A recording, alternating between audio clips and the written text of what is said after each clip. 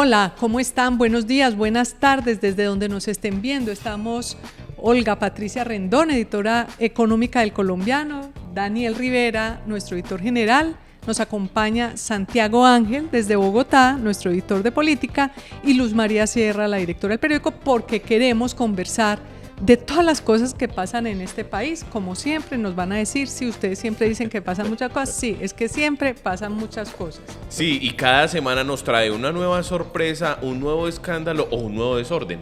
No, porque es que es el tema. Ustedes vieron que el presidente le dio porque va a cambiar el escudo. Es decir, una cosa como si no hubiera muchas cosas más que hacer en este país. El presidente Gustavo Petro dijo que va a cambiar el escudo, que no necesita ni siquiera ley, porque le va a cambiar el nombre. Óiganlo bien, porque el escudo dice libertad y orden en esa franjita que tiene. Debajo, en las garras del cóndor. Exactamente. Y entonces él le quiere poner libertad y orden justo. Eso daría para un debate, de qué es orden justo y si el orden es justo o injusto o es simplemente orden. Pero ojalá hubiera orden en este país, porque en realidad lo que hemos visto en esta semana es un desorden que uno ya realmente como ciudadano no sabe en dónde puede estar parado frente al Estado, porque hay una cantidad de cosas que ocurrieron que queremos un poco comentarlas todas, pero empecemos, por ejemplo, el desorden de la DIAN y de los pasaportes. Hay que pagar los impuestos, ¿y qué pasó? Olguita hace la DIAN y yo hablo de los pasaportes para que nos... El lunes arrancaban la declaración de renta de las personas naturales en Colombia. Es un dolor de cabeza para mucha gente porque es complicadito. Y resulta que no había plataforma, y los contadores y las personas, pues porque eso lo puede hacer cualquier ciudadano. Por el internet, uno se mete en su computador. Entonces 2 de las cédulas cada día tienen que declarar renta. Y el lunes inmediatamente empezó el proceso, caído el sistema. Muy tarde el lunes la DIAN declaró la contingencia y todavía hoy, viernes, estamos entonces en contingencia. La gente, es decir, el gobierno necesita plata. La plata se consigue de los impuestos y la gente no está pudiendo pagar los impuestos porque no está pudiendo. Porque el sistema está caído. Porque el sistema está, algo que nunca había ocurrido. Y además es que, ¿qué se está haciendo? Porque si uno no presenta la declaración el día que lo multan, ¿no? Por eso fue que se declaró la contingencia. Y está lo de los pasaportes, que así la gente no puede pagar impuestos y tampoco parece va a poder sacar pasaportes para salir del país. ¿Cómo es la historia, Santiago?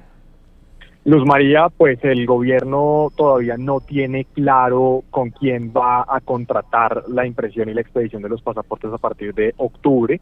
Lo que sabíamos es que durante todo este año ese proceso lo estaba empezando a realizar la imprenta nacional, porque el presidente, como en otros sectores, tiene esta idea de que varias actividades de su gobierno, él prefiere que las hagan desde el Estado, empresas públicas, y los ministerios, y no las empresas privadas, y ha querido quitarle ese negocio a varias empresas privadas en muchos sectores.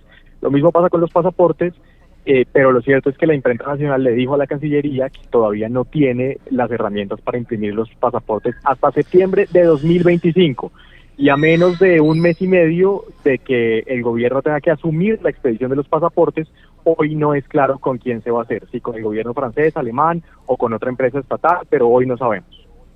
Es que no hay claridad de nada. Claro, el gobierno salió a buscar un aliado en un país que hiciera los pasaportes mientras la imprenta nacional adecúa, porque ellos tienen un socio que es Hologramas, algo así se llama la empresa, y ellos dijeron un socio mexicano, que ellos tenían problemas para que se vieran bien las huellas y la foto. Sí, no, y si cualquiera que haya escuchado a la gerente de la imprenta nacional en unas entrevistas esta semana, a mí me dio mucho susto, porque la señora le preguntaban, ¿y cuándo lo van a hacer? ¿Cuánto cuesta hacer esos pasaportes? Yo no sé. ¿Y cuánto se demoran haciéndolo? No, yo tampoco sé. Y estamos a un mes y medio de que lo tengan que hacer. Es decir, es otro capítulo del desorden. El tercer capítulo del desorden es: a la 1 de la mañana nos sorprendió el presidente de la República, los que estaban despiertos, con un anuncio sobre el ELN. ¿Qué hace un presidente de la República a la 1:30 de la mañana, metido en su cuenta de X? Además, hablando de cosas tan importantes como un proceso de paz con un grupo guerrillero. Es decir, esto también refleja un desorden estratégico del mandatario a la hora de escribir. Bueno, además que lo del ELN es una historia que tiene mucha cola. Es gravísimo además, porque es que se supo ese mismo día que él le había enviado una propuesta secreta al ELN, que nadie sabía de qué se trataba, y lo que sucedió fue que el ELN trinó y dijo, presidente, a ver, como cariao, si usted es tan berraco, ¿por qué no cuenta lo que nos prometió, nos propuso en esa no lo mantenga secreto. Exacto, y entonces ahí sale el presidente a decir, en medio de que el ELN en un proceso de paz tiene un paro armado en el Chocó, a decir que es que él quería negociar el modelo económico del país con el ELN. Y eso es gravísimo, porque mira, Daniel, que eso ni siquiera se acordó con las FARC. Con las FARC lo único que trataron fue el tema del agro, es el único económico que está ahí. Y es, o sea, otra muestra de desorden, porque supuestamente él ya tiene en su Plan Nacional de Desarrollo cómo va a manejar la economía. ¿Qué hace uno negociando con el ELN por Twitter a la 1 de la mañana? No, es decir, sería un chiste si no fuera tan grave, pero pues todo sería parte como de un chiste. Pero demuestra ese talante de Gustavo Petro de querer hacerlo todo por Twitter. Claro, mientras el ELN mismo, con el que le estaba escribiendo por Twitter, el ELN mismo estaba haciendo un paro armado en el Chocó, estaba provocando la muerte de 3 personas, incluyendo una señora en embarazo que estaba dando a luz y 2 bebés. Mientras eso, el presidente a la 1 de la mañana poniendo un mensaje en Twitter, discutiendo y manipulando a la opinión, porque la conclusión final es que al fin de cuentas lo que hace el presidente todos los días, poniendo todos estos mensajes de Twitter, es generando que la gente hable de él, se distraiga, se enrede y no piense en las cosas problemáticas esenciales. Y este es el siguiente punto, ya vamos a terminar. ¿El orden justo es el desorden? No, es que el desorden de Petro es el orden justo, no sé, pero orden que es el que sea, pero que sea orden. El otro punto fue Venezuela, que entonces salió también, así como sale a la 1 de la mañana a hablar del ELN, el jueves sale diciendo pues que propone para Venezuela un frente nacional. Santiago, usted hizo un muy buen artículo de análisis sobre este tema del Frente Nacional, de la propuesta de Gustavo Petro, que no solamente es absurda, no tiene sentido, allá no van a hacer ningún Frente Nacional, casi que ni el Frente Nacional significa lo que él dice, porque el Frente Nacional era elecciones y lo que está pasando en Venezuela es que no se respetan las elecciones, pero bueno, más allá de ese punto histórico, cuéntenos un poco su análisis sobre esa propuesta de Gustavo Petro. Sí, Luz María, pues 2 semanas después de que el mensaje del gobierno fue una gestión junto a Brasil, México y Estados Unidos para tratar de llegar a un acuerdo político, eso fue lo que nos dijeron durante las últimas 2 semanas, pues realmente no hubo acuerdo político y lo que hubo más bien fueron unas propuestas independientes de cada uno de los gobiernos que pues no terminan en nada, porque en lo que ha sido clara la oposición en Venezuela, María Corina Machado y Edmundo González, es que ellos tienen la corroboración de que ganaron las elecciones con una ventaja de 30 puntos sobre Nicolás Maduro y que pues evidentemente no van a repetir las elecciones porque no hay garantías, todos los sistemas, ya lo vimos, el sistema electoral también está cooptado por el régimen de Nicolás Maduro. El presidente plantea esa propuesta del Frente Nacional, además también recurriendo a algo que pasó muy parecido en Venezuela, como en el caso de Colombia, que fue el acuerdo de punto fijo también en la década del 50, y dice que debe haber un gobierno que cohabite el territorio, algo que nadie entiende, si es que se refiere a que haya unos lugares en Venezuela en donde gobierne Machado y Edmundo y otros lugares en Venezuela en donde gobierne Maduro, pero eso Maduro no lo va a aceptar. Y también lo más importante es que en la misma línea de Lula pide que se repitan las elecciones. Y pues lo claro es que ni Maduro ni Machado han dicho que están interesados en esa propuesta. Exactamente, muy rápido se le desinfló ese globo. Nicolás Maduro salió a decir que él no le andaba haciendo diplomacia de micrófono, porque pensémoslo bien, si en teoría Nicolás Maduro y Gustavo Petro se hablan tanto como dice Nicolás Maduro, sin teoría Gustavo Petro está ayudándole a Nicolás Maduro a hacer esta supuesta transición, lo que yo siento es que le está dando oxígeno para que se mantenga allí. Pues ¿cómo así que Gustavo Petro sale con una idea peregrina en redes sociales sin contársela a Maduro?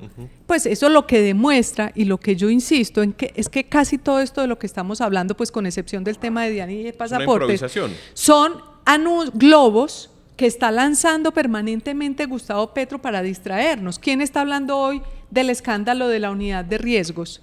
¿Quién está hablando hoy de los escándalos de Nicolás Petro? Él está desesperado distrayendo a la gente con una cantidad de cosas locas y todos caemos en la trampa de distraernos como nosotros en todo este primer capítulo. Pero además, hablando del desorden justo y para terminar, Javier Vendrell, este catalán, amigo de Gustavo Petro, un catalán que se ha hecho rico gracias a Petro, porque están haciendo negocios él y su compañero y otro compañero catalán. Y no solo rico, Luzma, sino que además es un hombre que está haciendo bases políticas en Colombia. Bases políticas complejas porque no funcionan dentro de la política tradicional sincera, y partidista. Sincera. Juegan un poco enredado y sucio. Sí. Pero eso lo pueden leer en El Colombiano en las próximas semanas. Pero lo que dice Javier Vendrell es lo siguiente, hablando de Petro, salió un expediente de él en España y dice, este tipo es un fenómeno de oro, pero es un desastre organizativamente. Y en realidad eso es lo que hemos vivido esta semana. Gustavo Petro es Pero Javier Vendrell desastre. dice eso de Petro. De Petro. Es decir, lo define como un desastre en materia de organización y lo conoce bastante bien. Eso es lo que nos está pasando en el país. Tenemos al frente a un mandatario absolutamente desordenado, que solamente habla y no ordena nada, y la muestra son todas estas cosas que hemos contado en este primer capítulo de nuestra edición de Mesa Central de hoy.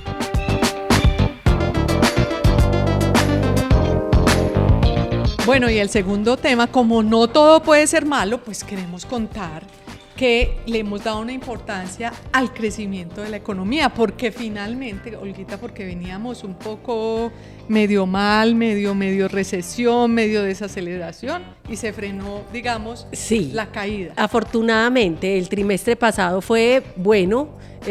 Estábamos esperando que este año la economía creciera a un nivel del 1%, cercano mucho a más 0. bajito, es decir, superó las expectativas. Y el trimestre para todo el semestre es de 1.5, Oíste, o sea que vamos bien. Y titulamos por el lado de que es por el agro, ¿no? ¿Cómo funciona eso? Porque Petro también saca mucho pecho diciendo que él le ha dado oxígeno al agro. Bueno, yo no sé qué tanto pese el oxígeno del gobierno, pero sí es un sector que le ha ido particularmente bien. Ellos están aumentando mucho las exportaciones y están aprovechando precios internacionales, por ejemplo el café y demás. Claro. Pero bueno, que le va muy bien. Pero eso era apenas una abrebocas para decir que de todas maneras esta semana los temas que fueron como de impacto económico fueron 3 batacazos que le pegó, digamos, el gobierno al sector económico y empresarial del país. Inversiones forzosas, ¿no? Empezamos por Inversiones forzosas, pues yo diría a la fuerza, pero sí, inversiones a la fuerza. Ecopetrol, la caída siguen cayendo las utilidades de Ecopetrol, grave eso. Y tercero, el nombramiento en ISA de Jorge Carrillo, una ficha de Daniel Quintero, un personaje que le hizo mucho daño a empresas públicas de Medellín y no entiende Antioquia. Yo creo muchas personas en Antioquia, en Medellín, no podemos entender cómo el presidente Gustavo Petro lo elige como presidente de ISA, porque finalmente, aunque lo elige la Junta, pues son los miembros nombrados por Gustavo Petro los que lo eligen. Pero Olguita, ¿por cuál tema empezamos? Yo creo que arranquemos en orden, en las inversiones forzosas, que fue como el tema que desde el fin de semana llamó muchísimo más la atención.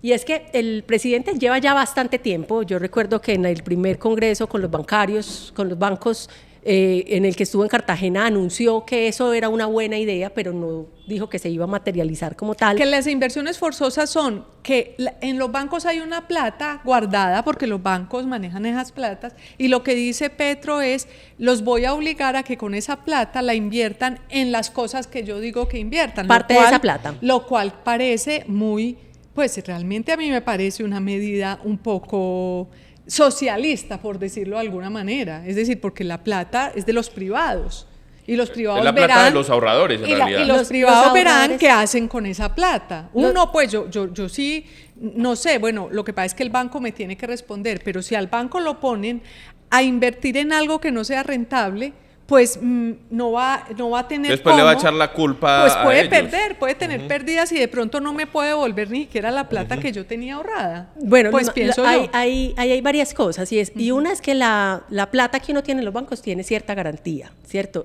Hay una garantía de depósitos de 50 millones de pesos, entonces pues como a las personas normales en nuestro manejo normal. Si el banco invierte esa plata y él no le da rentabilidad y pierde plata, pues ¿cómo te va a devolver Fogafín plata? la garantiza, porque la plata que hay en los bancos y tiene garantía Fogafín, de ¿de dónde va a depósito. sacar la plata? La imprime. Pero el otro asunto es que el gobierno es responsable del dinero que pida.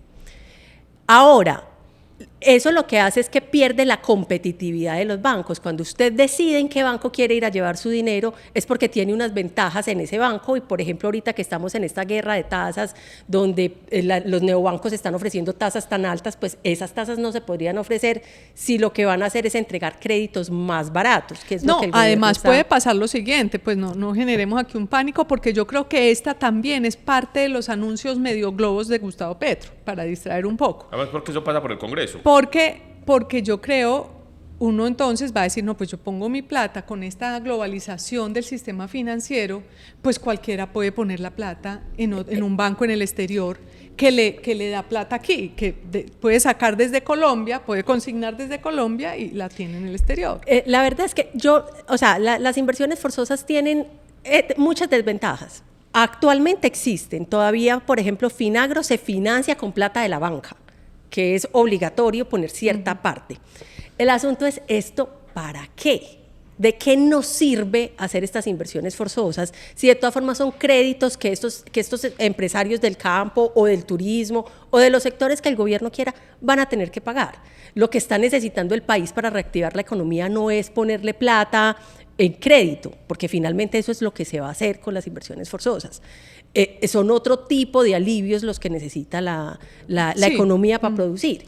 Yo creo que al presidente Gustavo Petro, hemos visto, le gusta asustar al sector económico, siente como un placer en desde su poder, algo que hizo siempre en su vida como subversivo, pues ahora desde el poder le encanta que ellos se sientan arrinconados contra la pared, y yo creería que eso es parte de todo esto que hay que discutirlo, porque él lo pone sobre el tapete, pero llega un momento en que el país nos vamos a cansar de andar discutiendo cosas que no son. Tiene ventajas para él, porque, por ejemplo, yo creo, en mi opinión, él ya no va a presentar ese proyecto, porque es que los bancos ya le dijeron, venga, le ponemos 50 billones para hacer inversiones en esos sectores, hacer no tiene que ser forzosa, no tiene que ser forzosa. Nosotros lo hacemos de forma voluntaria y no se quema en el Congreso, porque eso es una iniciativa que en el Congreso se quema. Se hunde, sí. Sí, entonces, bueno, pero pasemos a otro tema. Es que ya porque nos queda Ecopetrol e ISA.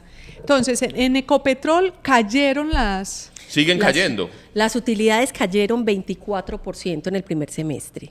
Y eso, yo recuerdo hace 3 meses que estábamos... Eso significa que el Estado va a tener menos dinero para invertir. Claro, y el resto de los accionistas.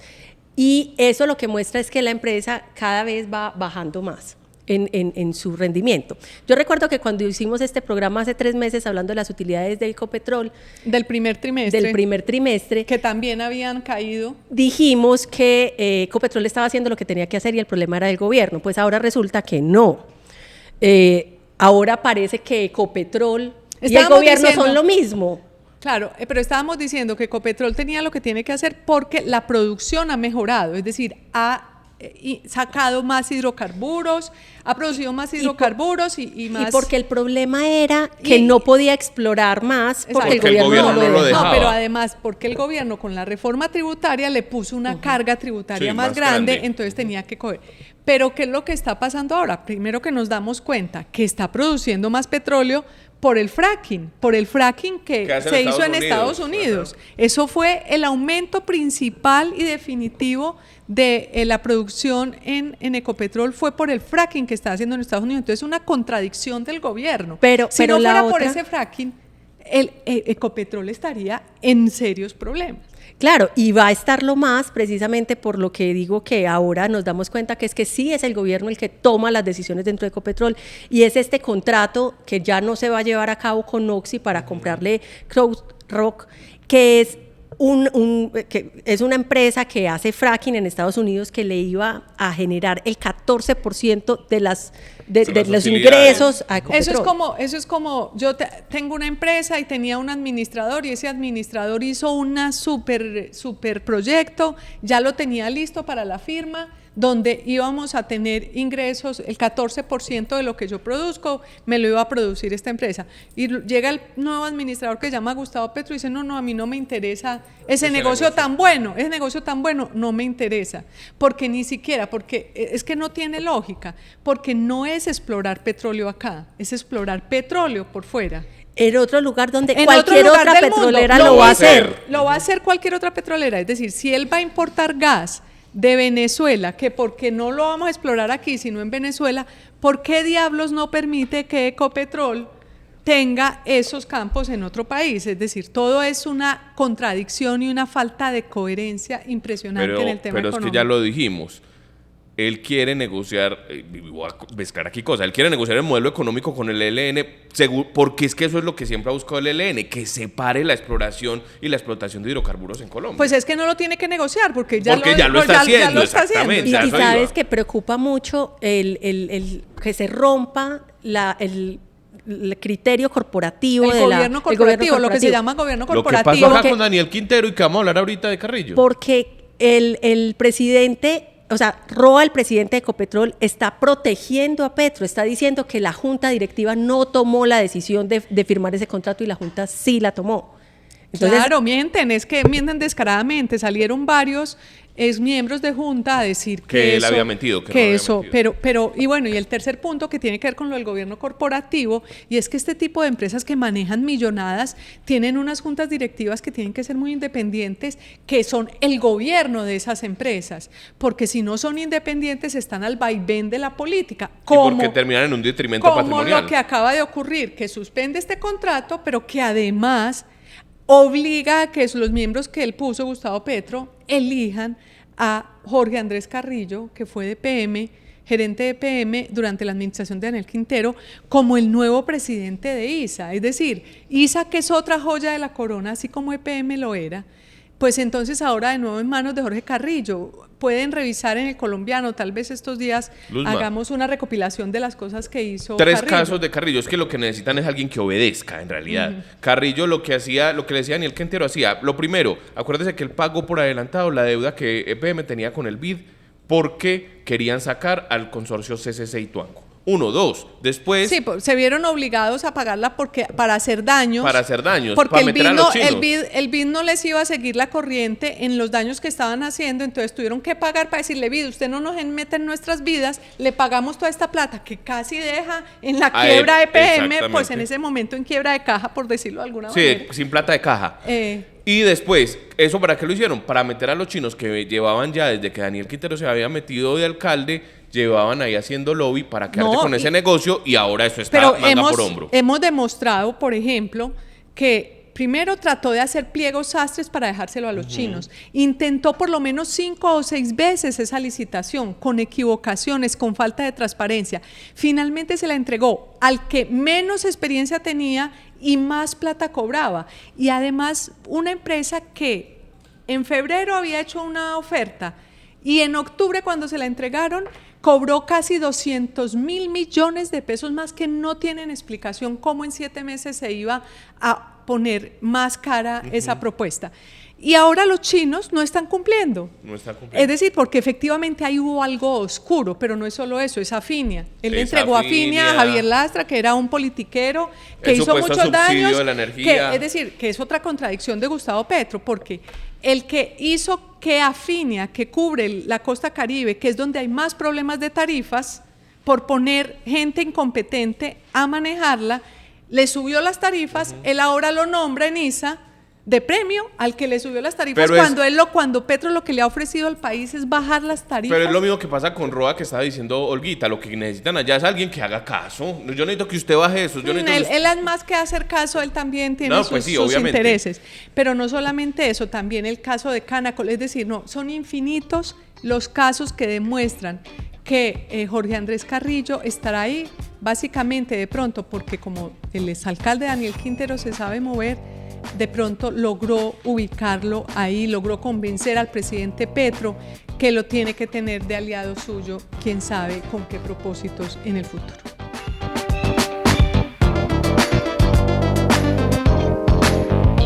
Oiga, Juan Diego, estamos que en agosto y 8 meses después de la posesión del alcalde Federico Gutiérrez, y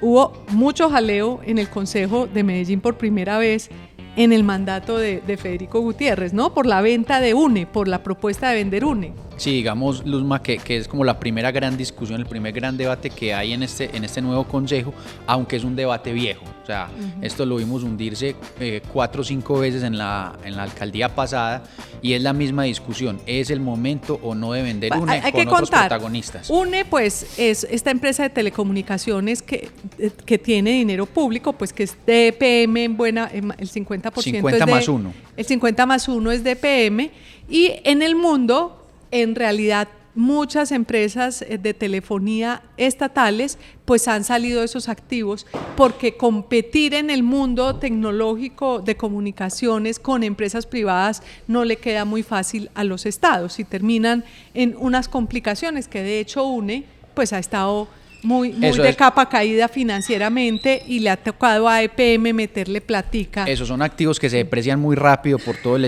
la actualización tecnológica, pero además viene con unas pérdidas de incluso pues de la 2013, cuando se vendió el paquete de acciones. Eso pues no es un buen negocio para el Estado, o para una empresa como EPM. Necesita meterle mucha plata en la actualización. EPM, exactamente, se tiene que concentrar en otras cosas, pero antes de eso, ¿cómo fue hubo gritos en las tribunas? El alcalde les respondió a los que estaban en las tribunas. ¿Cómo fue eso de este debate? Sí, me devuelvo un poco para poner 2 fechas en el debate, en la discusión, y es 2005, hay una decisión, EPM tenía una parte de EPM Telecomunicaciones, hay una decisión y se crea Orbitel. Y después, 2003, en la alcaldía de Aníbal Gaviria, se vende la mitad de las acciones a Millicom, pero además se vende el control accionario. Entonces EPM le vende la mitad a Millicom, que es una empresa sueca, la mitad más 1, el control. O sea, EPM se queda con la mayoría accionaria, pero le cede el control. Entonces es una como de manos atadas. Y Millicom es importante mencionarlo, porque Millicom en este momento quiere fusionarse o comprar a Telefónica. Es decir, Millicom se quiere convertir en un actor fuerte en el país. En esa medida, EPM, conteniendo apenas menos de la mitad y no el control, pues puede quedar en una condición no buena, porque es como apoyando en muchos sentidos a Millicom, pero pues no pudiendo tomar las decisiones estratégicas sobre la empresa. Eso es que, volviendo al debate que empezó esta semana con esas griterías y otra vez ese juego de feria de mercado en el Consejo, yo creo que es una discusión superada, como es el momento de vender UNE. Yo creo que desde la alcaldía aquí pasada lo dijimos en el colombiano, hay una editorial del periódico, claro, y es un momento. Sí, nosotros en el editorial dijimos, incluso en la alcaldía en el Quintero dijimos, hay que vender UNE. Lo que necesitábamos saber claramente era ¿qué se iba a hacer con la plata? ¿Qué se iba a hacer con la plata? Claro, que fue un problema de confianza en su momento, por eso se hundió 4 o 5 veces el proyecto de acuerdo en el que Quintero pedía autorización para vender esas acciones. Entonces creo que la ciudad ya superó ese debate, es una discusión superada, se debe vender UNE precisamente por todo lo que hablamos.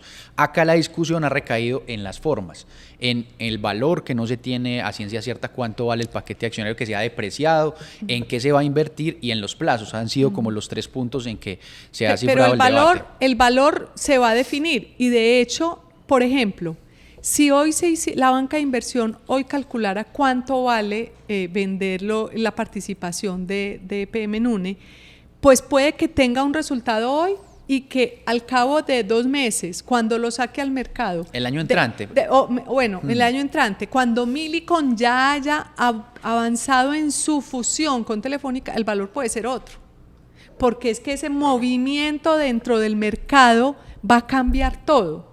Entonces lo del valor, pues lo que ha dicho la alcaldía o EPM es que el valor En libros hoy está 1.6. 1.600.000 pesos. Claro, y que menos de eso no lo van a vender. Si nadie ofrece más de eso, que además no es fácil que ofrezcan. La gente cree que es que uno sale y vende y tienen 80 clientes que todos quieren comprar por un valor importante. Acá es por la coyuntura del otro negocio que está en curso. Exactamente, que por puede la valorizar coyuntura algo más. que puede ayudar.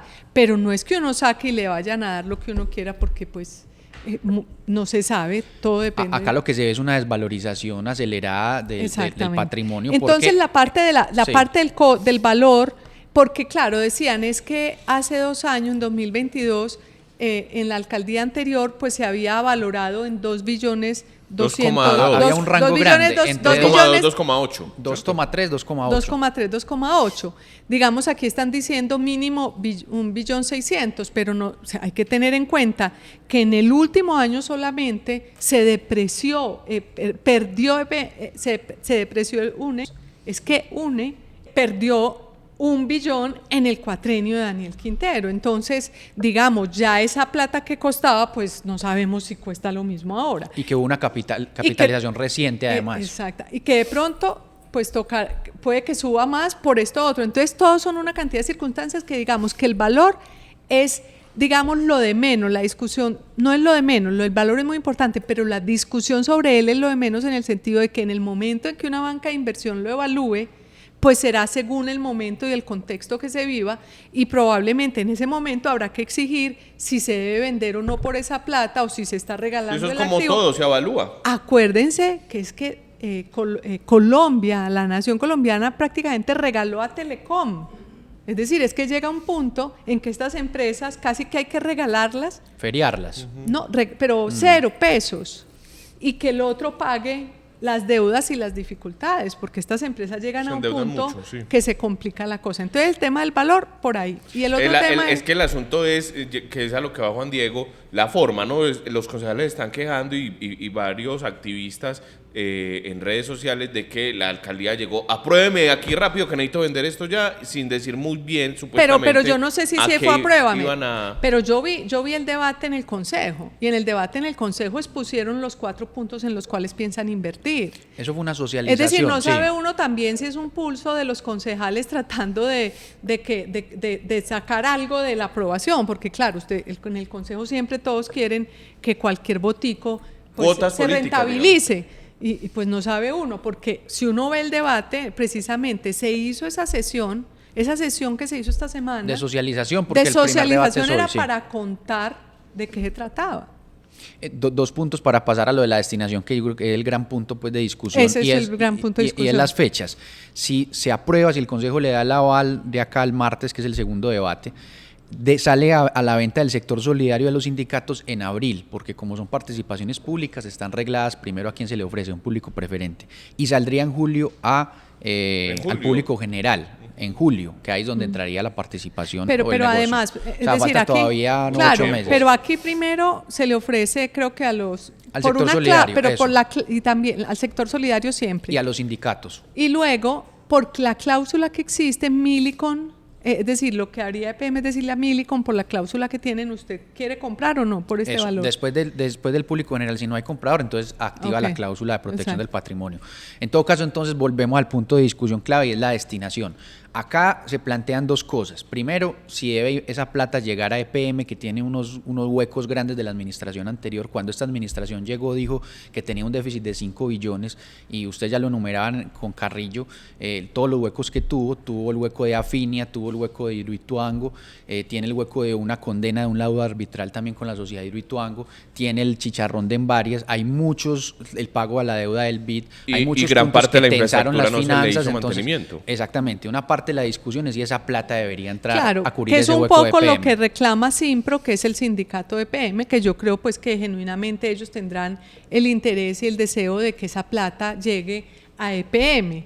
Pero EPM es una empresa tan sólida que no solamente no lograron acabar con ella en el periodo anterior, sino que ahora con Hidroituango además va a tener una capacidad de regenerarse y recuperarse de manera importante, porque estos recursos que son extraordinarios pues también invertirlos en cubrir los huecos de EPM es como invertirlos en lo ordinario, no en algo extraordinario, que sería la idea. Es que yo me acuerdo que cuando Daniel Quintero quiso vender UNE, el expresidente Álvaro Uribe no me acuerdo que se haya pronunciado mucho, pero sacó un trino en el que decía: el Centro Democrático, la bancada, apoyaría la venta de UNE si queda claro qué proyecto estratégico, qué proyecto estratégico se va a invertir. Entonces, en el Consejo, en la sesión del Consejo esta semana, el alcalde presentó 4 temas. Son 4 líneas. 4 líneas que uno pensaría que no. Pues él dice que son estratégicas, pero pues no necesariamente uno las ve. Ese es un argumento de Simpro y dice: en el cuatrenio ya están planificados en el plan de desarrollo 10.3 billones que le va a transferir EPM a la alcaldía para toda la inversión social.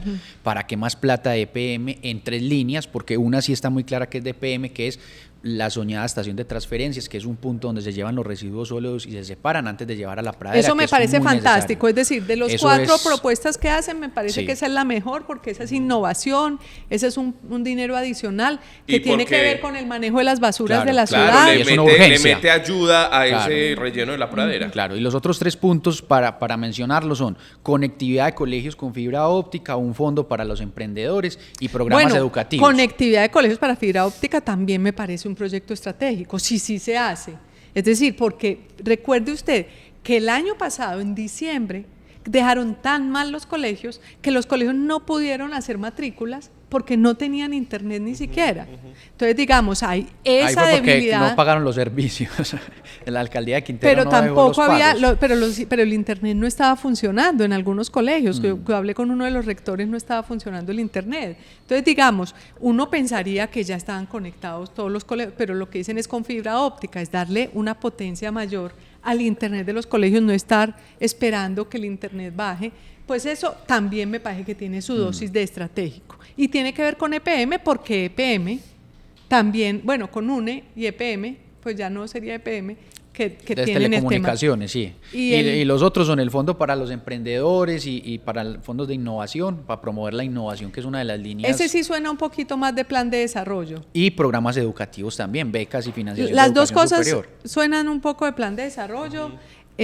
Aunque el alcalde lo oí diciendo en el consejo que eso no eran, que él ya tenía el plan de desarrollo financiado, que él no necesitaba plata para el plan de desarrollo, que estos programas son programas que no están dentro del plan de desarrollo y que podrían, pues obviamente, y por ejemplo, si uno dice, bueno, ¿por qué no piensan en invertir esa plata en las vías 4, en los baches de las vías 4, en ponérsela a la vaca, supongamos que vías, es una cosa estratégica para la ciudad? Entonces van a salir unos a decir, no, pero ¿cómo así que para vías? ¿Por qué no para educación? Entonces ahí está la educación. Servicios públicos, la conexión del acueducto de las zonas de Antioquia que no tienen agua potable.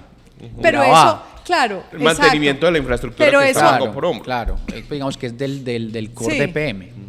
Puede ser, pero lo que yo no sé, por ejemplo, en el caso de Urabá, si eso ya está contemplado, creo que después de que el presidente, hay un plan para hacer esa conexión. Sí. Habría que ver en dónde hacen falta ciertas cosas que puedan ser más estratégicas, pero ahí es siempre una discusión, y esto es parte de la discusión probablemente, y ojalá no solamente se pueda vender UNE, se pueda vender bien, sino sobre todo se pueda utilizar muy bien esos recursos. Luzma, y ojalá se cualifique la discusión en el Consejo. Terminaron con una aprobación el cuatrenio pasado del 30 y pico %, un Consejo totalmente con una desconfianza tremenda, y volvemos a ver la misma escena de gritos, pero eso yo creo que ahí sí habría que decir que fueron algunas personas que llevaron a las barras, es decir, pareciera que el grupo de Daniel Quintero llevó barras interesadas en agredir al alcalde de la ciudad, porque igual lo insultaron, le hicieron gritos, cuando en el momento en que va el debate no se justificaba. Yo creo que, acuérdese usted que Daniel Quintero comenzó a hacerse conocer cuando llevó el queso al Consejo, entonces él sabe utilizar estos escenarios. Justo fue en un debate estos similares. Exactamente, entonces él sabe utilizar estos escenarios, la gente en las tribunas se conversaba con los concejales cercanos a Daniel Quintero, le daban instrucciones, entonces, pues no todos eran, pero algunos, por lo menos los que insultaron al alcalde, probablemente tenían mucho que ver con el exalcalde. Pero entre Daniel los mismos Quintero. concejales, que se cualifique el debate y que esta sea la discusión, no en términos peyorativos y que volvemos como al mismo esquema de fuerzas de que primen las formas y no el fondo de la discusión. Ese es un buen mensaje, una buena recomendación, porque todo tiene que ir mejorando, tenemos que ir mejorando la política y la inversión y la ejecución de los recursos en Medellín. Luzma, pero venga, usted se va a despedir y yo vea. Usted no ha hecho su tarea. Imagínese. No, A todos, es que este man... 40 minutos. Y a todos los que, no es que no dejan, hay mucho no debate. Cómo. A todos los que nos ven en YouTube, nos siguen en El Colombiano Videos o periódico El Colombiano, ¿cierto? Nos encuentran de las dos maneras. También así estamos en Instagram, en X y en Facebook. Síganos, ahí pueden enterarse de todo lo que hacemos y les contamos qué pasa en Medellín, Antioquia, Colombia, el mundo. Para que cuando se conecte en YouTube le salgamos automáticamente. Ahí de primero, más o menos. Activa la campanita. Si usted nos ve, más veces nos saca. Entonces, para que no se pierda estos programas, por eso y porque seguramente le va a gustar que le deseemos el mejor puente del año, que lo tenga este fin de semana.